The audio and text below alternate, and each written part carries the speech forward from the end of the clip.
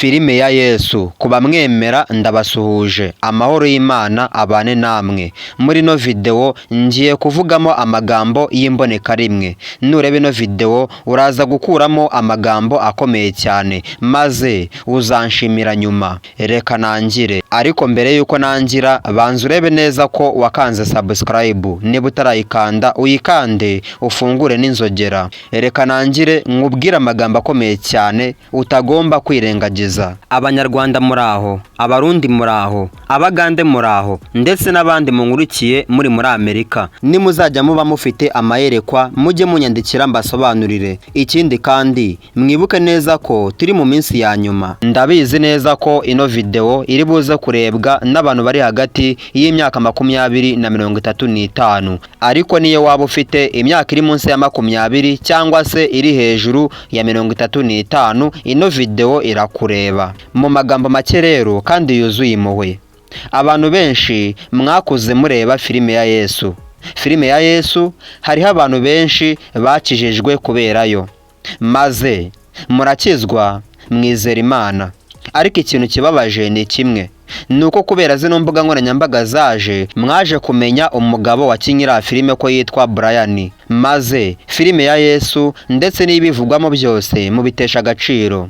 Ariko ndagira ngo nkwibutse ibintu bikomeye cyane. Ibyo muri kwikoza na mbere hose byahozeho. Umwami Yesu nubwo yarariho nabwo baramusuzuguraga. Yagiye mu rusengero asanga abantu bari gucururizamo kandi ari mu nzu y'Imana, maze ibintu yarasanzemo arabimena, inuma ziraguruka, amatungo arirukanka, ndetse n'abantu barahunga. Umwami Yesu abantu bose bagendaga bamutesha agaciro, ariko nanone byaberagaho kugira ngo ibyanditswe n'abahanuzi mu bitabo bitandukanye bisohoze. None n'ubu ngubu ku buryo bafata n'amategeko bazi ko Imana yabujije bakayaviyora, bayasuzugura, bayakora uko bishakiye, banayica, maze Uwiteka ararakara, gusa bategereje ingororano zabo. Umwami Yesu Kristo cyangwa se Umwami Yesu Kristo yabayeho kandi ni umwana w'Imana. Niba utegeye mu kwizera ko uzabona Umwami Yesu cyangwa se Umwami Yesu ari gutambagira hejuru y'ibicu ku manywa y'ihango, ntabyo uzabona. Ikindi kandi nta n'umumarayika uzabona muri ubwo buryo.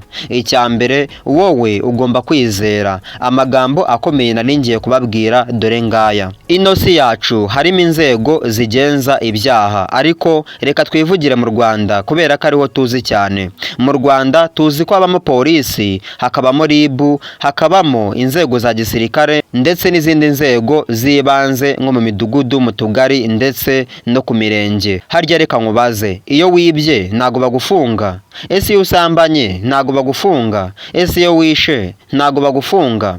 Ese nubwo utakizerera ko Imana izabiguhanira cyangwa se uzabiryozwa ku munsi w'imperuka, niba umwana w'umuntu abasha kuguhanira icyaha wakoreye mugenzi wawe, kandi urabizi muri ino si harimo akarengane uri gukorerwa, ukeka ko ukurenganya we atazabibazwa? Ese azabibazwa nande? Icyo kintu ukibazeho uriha igisubizo. Ikindi kintu, ese niba uvuga ko Yesu atabaho, basi n'Imana ntago ibaho?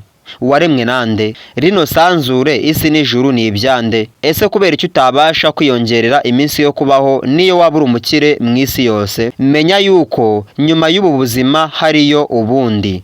Reka nkomeze nkubwire ibintu byiza cyane, wandika muri komenti niba uri butsindwe n'urubanza. Ikindi kintu ugomba kumenya, ese niba utemera ko Imana ibaho cyangwa se niba utemera ko umwana w'Imana abaho, reka nkubaze ikintu cy'ingenzi. Kubera iki umuntu aguteza amahembe kandi ukaba ikimara? Ese kubera iki umuntu akuroga hanyuma ugapfa akakuzukura?